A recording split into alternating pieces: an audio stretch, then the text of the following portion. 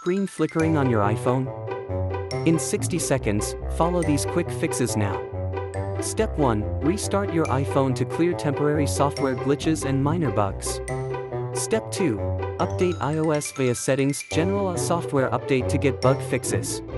Step 3. Disable auto brightness in Settings, Accessibility, Display and Text Size. Step 4. Turn off True Tone and Night Shift in Display and Brightness settings. Step 5. Disable Reduce White Point and Reduce Motion in Accessibility to test. Force close apps and perform a force restart to refresh the system completely.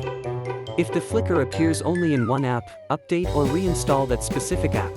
Back up your data, then try reset all settings as a safe troubleshooting step.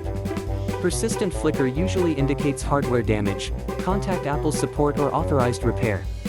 Record a short before and after video to document the flicker for technicians. Done.